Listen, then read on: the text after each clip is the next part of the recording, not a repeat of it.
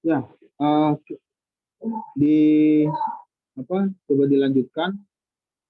Mungkin lagi error tadi atau apa di sananya virtual Zoom. Tapi kalau di sistem cloud-nya bisa melakukan recording. Berarti udah masuk Pak Ya, recordnya?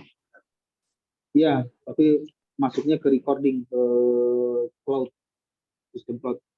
Ya, bisa diceritakan apa yang sudah dilakukan, kemudian bisa mengaktifkan on cam-nya supaya bisa record untuk dokumentasi. Word-nya sudah Yang masuk. ini gimana? Kenapa? Nah, Pak, Ya, itunya sudah masuk itunya. Share screen-nya sudah keluar. Ya, yang sudah dilakukan apa? Maksudnya yang sudah ditambahkan atau sudah dilengkapi dari ini apa? Revisi dari penguji 1 dan penguji 2 kemarin pada saat seminar. revisinya.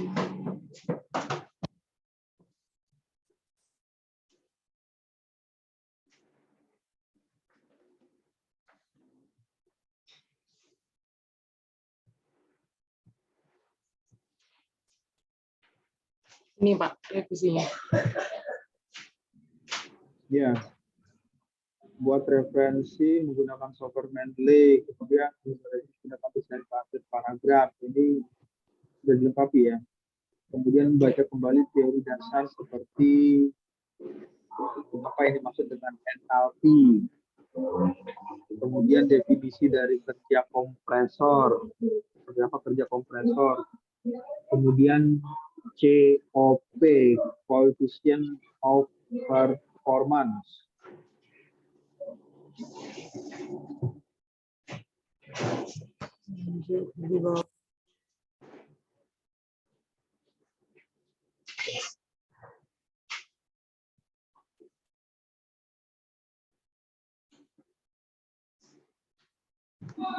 Kemudian latar belakang fokus pada penelitian yang dikerjakan ya. Penulisan tadi tata tulisnya nanti Iya, coba Pak, dicek lagi. Misalnya iya. ada yang salah ketik atau salah typo, kemudian ya paragrafnya misalnya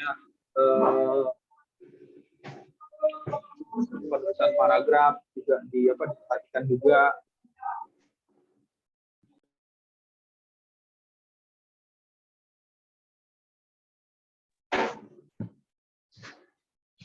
Lanjut ya Pak.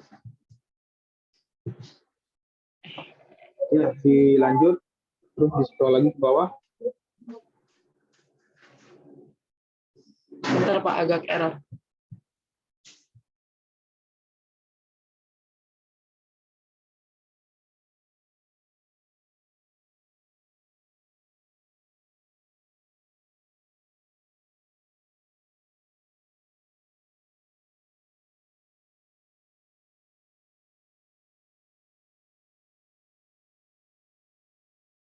Ya, yang ini suaranya jelas terdengar ya. Jelas Pak. Ya, terus masuk ke Word-nya, ke Office Microsoft Word-nya.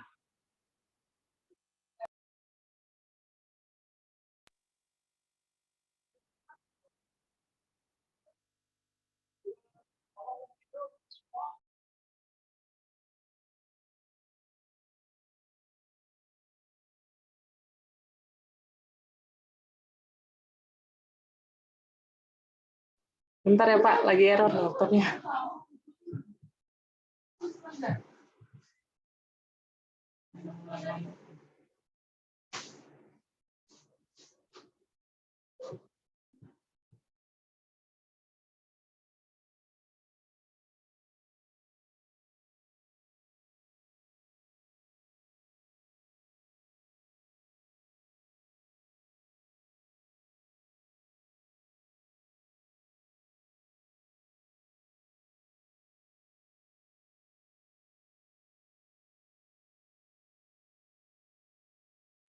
Ini Pak, bab 4-nya.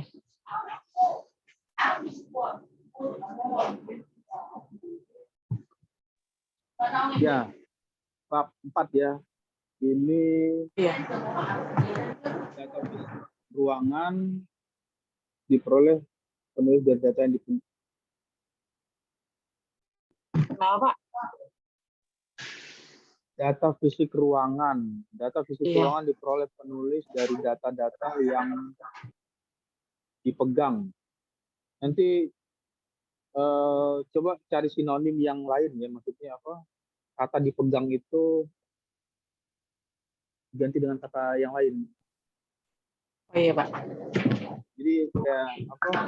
Kurang ini maksudnya. Kurang umum Pak. Iya. Data fisik ruangan diperoleh penulis dari data-data yang dipegang ya. Nanti coba di apa cari di kamus. Iya. Apa katanya yang lain ya. Iya Pak. Kemudian data geografis gedung X ini dikasih keterangan juga. Tabelnya tabel berapa ini? Tabel 4.1 dikasih keterangan. Di atas apa? Yang letaknya Pak. Iya di atas itu kan ada tabel kan, ditambahkan.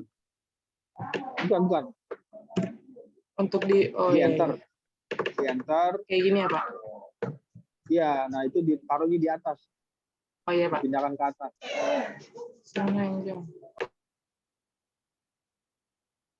Di apa di atas tabel.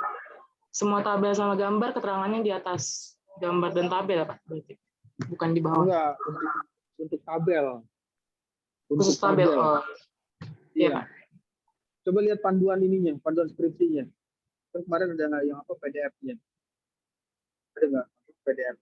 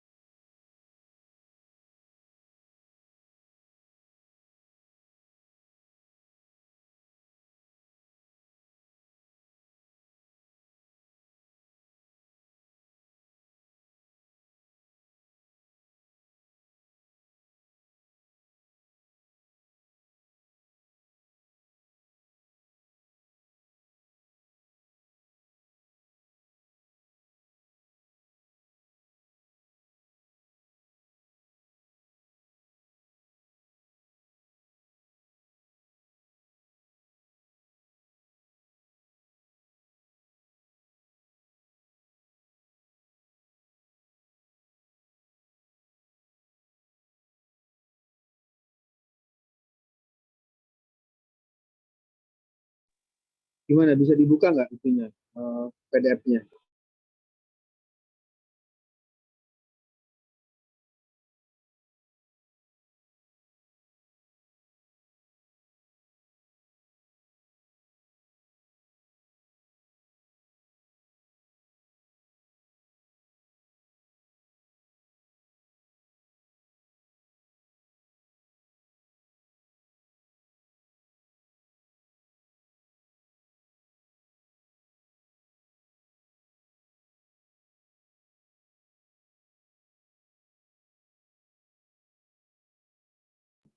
Sudah Pak. Ya, coba lihat tabel daftar isinya, Pak. Di daftar isi. Gitu.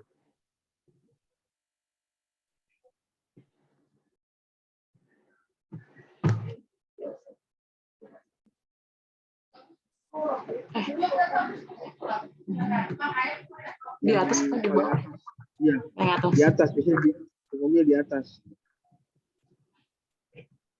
Yang atas Pak. Nggak ada. Coba di scroll ke bawah.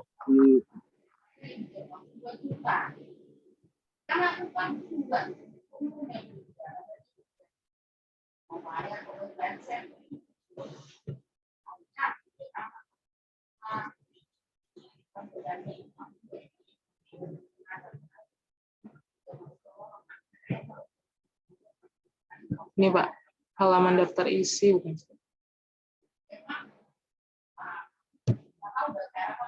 Bukan.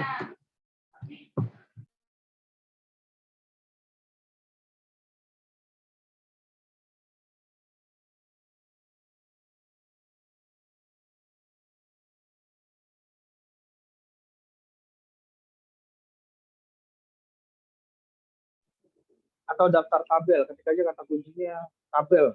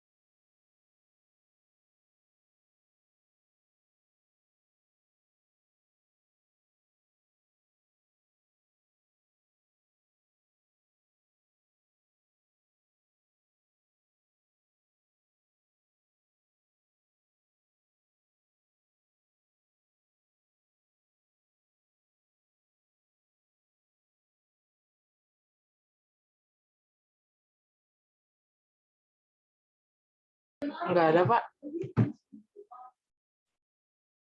Iya, nanti coba dilihat, Iya. dilihat ini apa pelan-pelan ya, maksudnya Oh, iya Pak. page by page, halaman by halaman. Jadi peletakan itu umumnya itu biasanya kalau keterangan tabel itu diletakkan di atas tabelnya. Oh iya. Tapi kalau gambar di bawah ya Pak. Ya, gambar di bawah. Tapi nanti lihat aja coba di apa di Pedoman. tadi, maksudnya bacanya ini Per halaman. ya, lihat Iya Pak. per halaman. Oke, terus kemudian coba kembali lagi ke Word-nya, Microsoft Office ya, Office Word-nya.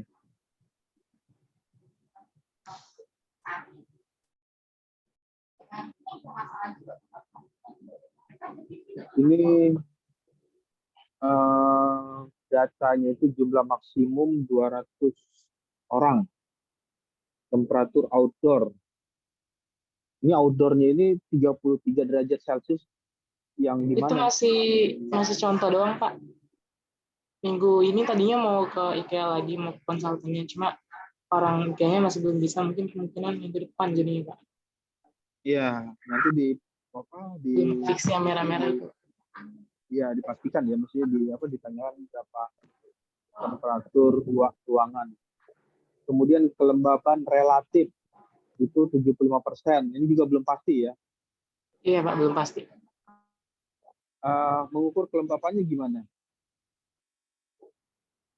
Itu caranya gimana Bang, mengukur kelembapannya?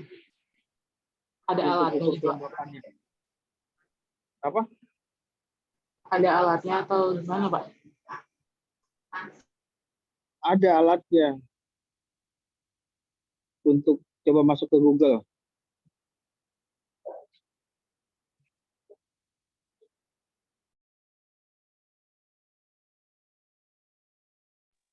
Ketik di Google.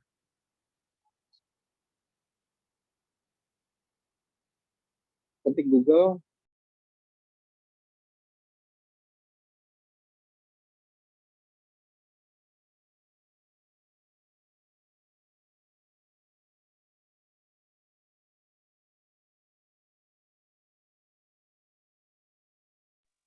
Ya, terus ketik aja kata kunci alat ukur kelembapan.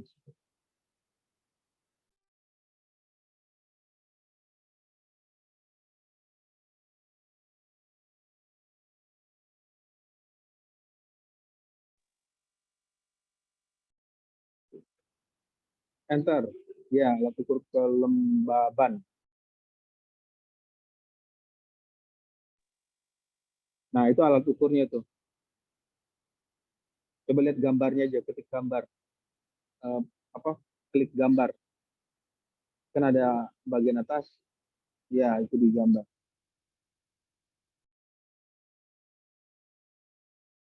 Ini alat ukurnya.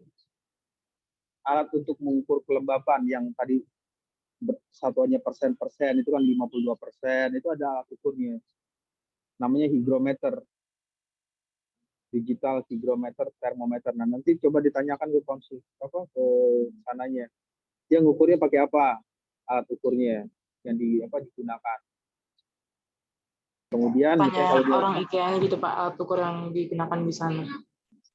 ya menggunakan alat ukurnya apa. Terus nanti kalau misalnya dia kasih tahu, oh ini alat ukur, dia menggunakan alat ukurnya, misalnya menggunakan digital hygrometer, termometer. Ya. Nanti coba pelajari cara kerja dari alat ukur, karena itu bisa saja jadi pertanyaan dari penguji. Iya Pak. Bagaimana mendapatkan data tersebut. Terus nanti ya pertanyaannya bisa saja berkembang, bagaimana cara kerja dari alat ukur tersebut. Nah, itu yang nanti bisa bisa saja kemungkinan yang menjadi pertanyaan dari penguji. Oke, terus balik lagi ke tabelnya. Tabel 4.1, data ruangan pada gedung X. Kemudian scroll lagi ke bawah.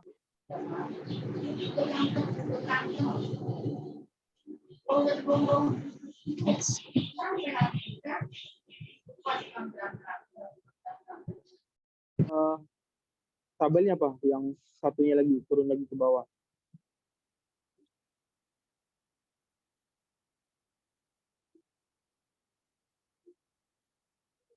Ya, itu namanya dipindahkan ke atas. Tabel 4.2-nya itu Iya Pak. dimensi ruangan ya, maksudnya posisinya dinaikkan ke atas.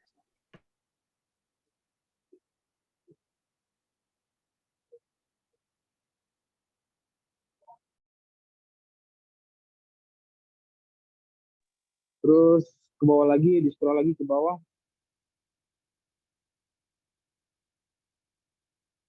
Lampu, coba lihat lampu.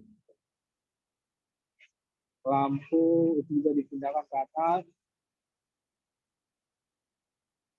untuk penamaan Bulan dari pendinginnya ya tabel. Pak. Ya, Jumlah. lampu dan peralatan listrik. Typo. Kan ada namanya ya, lampu dan peralatan listrik itu diletakkan di atas tabel. Ya Pak. Kemudian turun lagi ke bawah. Tabelnya apa? Scroll lagi ke bawah.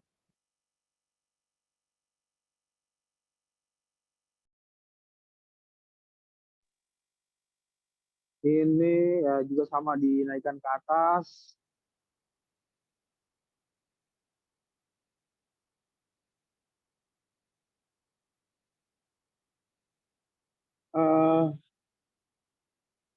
Satu lagi ya, untuk penulisannya itu sumbernya itu karena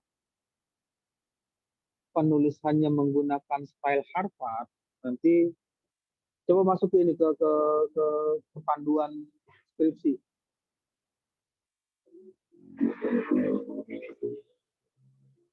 Ketik kata kuncinya itu coba di search Harvard, AA di search ya, Harvard. Oke, Hard ya. Nah, sistemnya seperti ini, kepustakaannya sistem penulisan daftar pustaka mengacu kepada sistem Harvard, yaitu sistem nama, tahun, di mana nama pengarang yang diacu hanya nama keluarga atau nama akhir pengarang, kemudian diikuti oleh tahun publikasi. Terus keterangannya coba lihat lampiran. Lihat lampiran. Ya, jadi nanti seperti itu.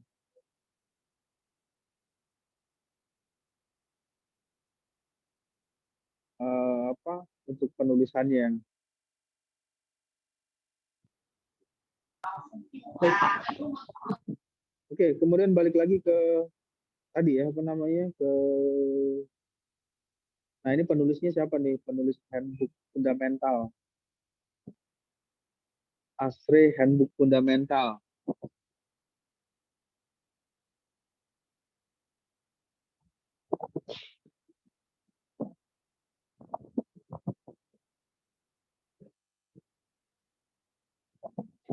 Terus scroll lagi ke bawah.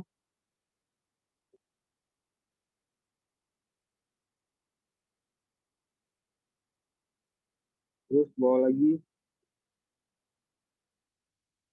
Ke bawah lagi di scroll. Itu juga sama, di posisinya dirubah ya, apa? Penamaan dari tabel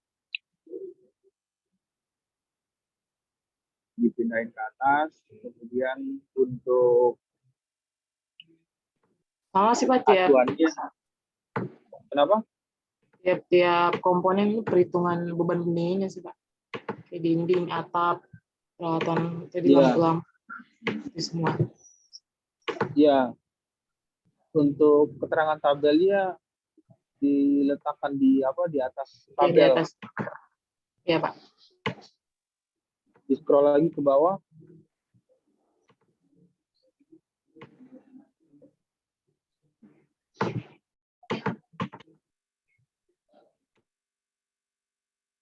Atap, terus scroll lagi ke bawah.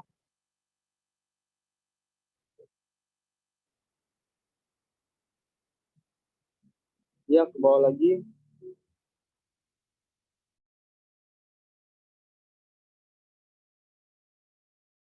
Terus ke bawah lagi. Itu tabel juga sama yang tadi, dipindahkan ke atas.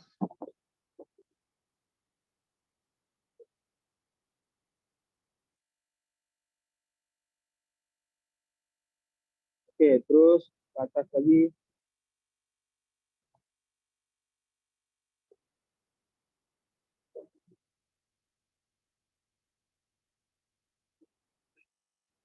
Ini juga sama, pindah ke atas.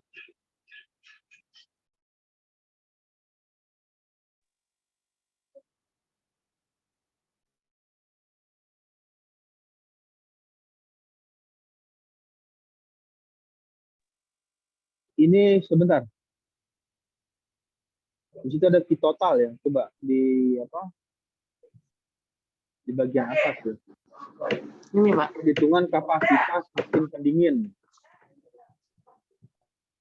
Perhitungan kapasitas mesin pendingin dari hasil perhitungan diperoleh total jumlah beban pendingin atau kalor sebesar 20.396,52 watt ya, ditulisnya, tetapi harus diperhitungkan faktor koreksi dari total beban pendingin yaitu sebesar 10% dari jumlah kalor yang dihasilkan. Setelah itu dijumlahkan sehingga diperoleh total keseluruhan yang akan dikonversikan ke dalam energi yang hal tersebut dijabarkan dalam perhitungan sebagai berikut.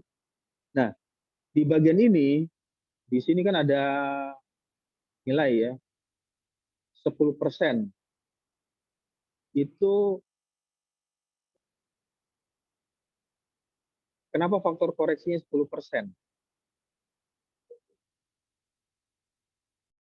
Itu masih bingung sih, Pak. Dapat dari jurnal juga. Nah, di sini ya nanti yang akan menjadi, bisa jadi kalau pertanyaan dari pengujinya itu adalah pertanyaan yang berkembang. Saya memposisikan sebagai penguji ya, bukan sebagai pembimbing ya. Walaupun sebagai pembimbing satu, jadi saya memposisikan sebagai penguji. Nanti coba dicari informasi atau argumennya kenapa pakai 10%. Kalau misalnya jawabannya langsung, oh itu dari jurnal, seperti itu, Ya, itu belum menjawab pertanyaan why-nya kenapa mendapatkan nilai 10%. Nggak perlu dijawab, tapi dicari informasinya atau dipelajari kenapa menggunakan nilai 10%. Oke, terus di scroll lagi ke bawah.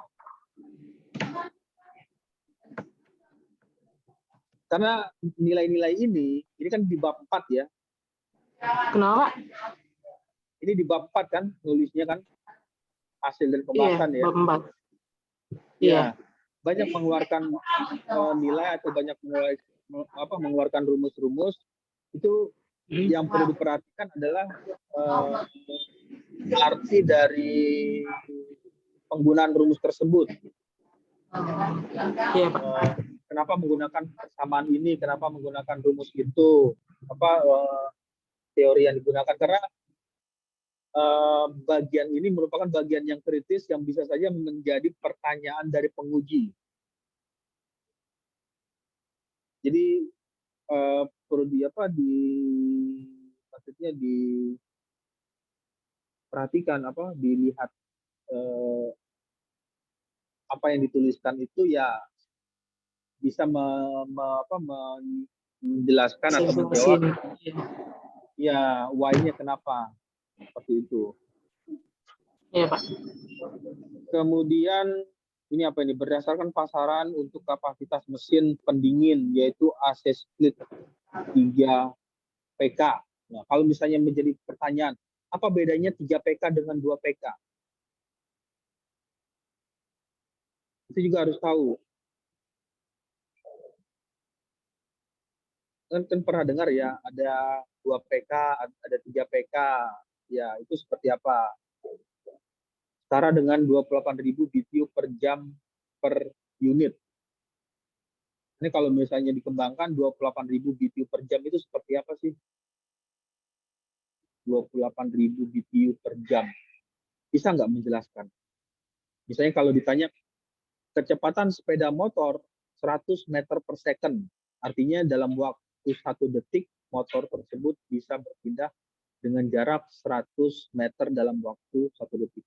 Kalau 28.000 BTU per jam, itu seperti apa? Apa yang dimaksud dengan BTU? Jadi jelasin kayak contoh umumnya juga ya, Pak. Iya, jadi balik lagi ke masa lalu, artinya ke pelajaran-pelajaran sebelumnya seperti mata kuliah fisika atau mata kuliah perpindahan panas, kemudian termodinamika, ya itu dibuka lagi jadi. Oke, terus di scroll lagi ke bawah.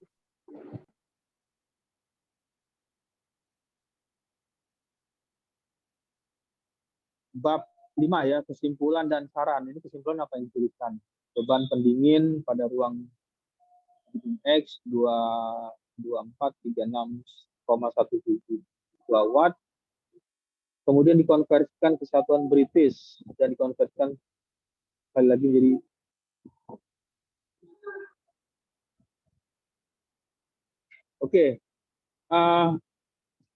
ini ditahan dulu kesimpulan dan saran.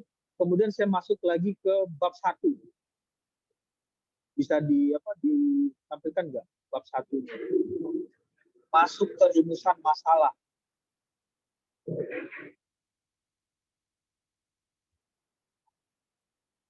Di bab 1 apa yang dituliskan di rumusan masalahnya?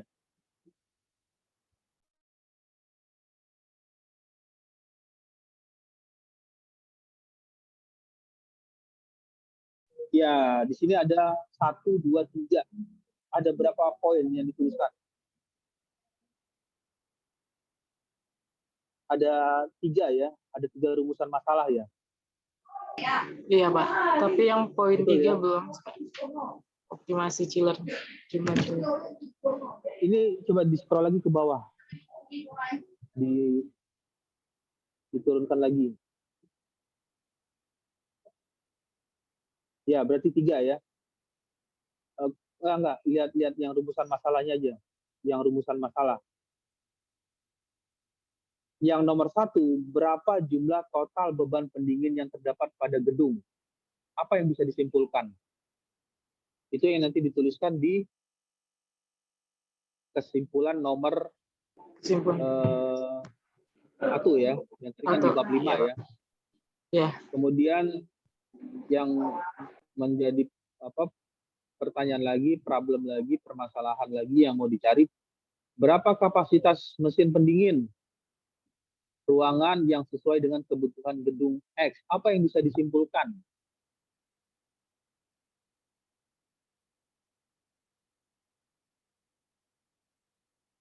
Jadi cara menulis conclusion atau kesimpulannya itu lihat aja rumusan masalahnya.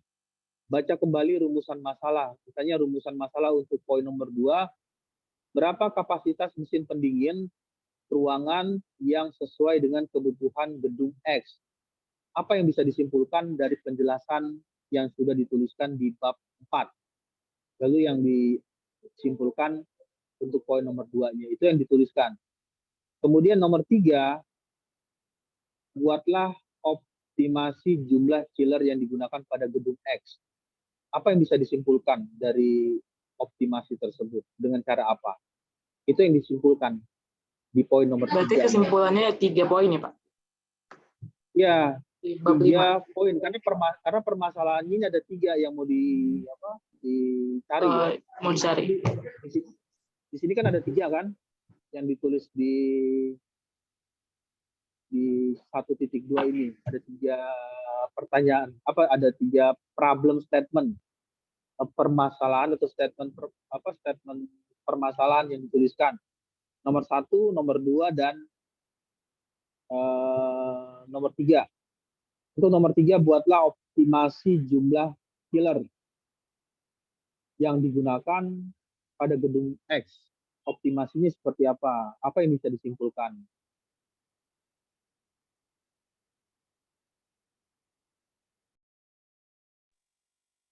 Ya, untuk sementara itu dulu komentarnya atau sesi diskusinya. Jadi nanti dilengkapi yang di bab 4 ya.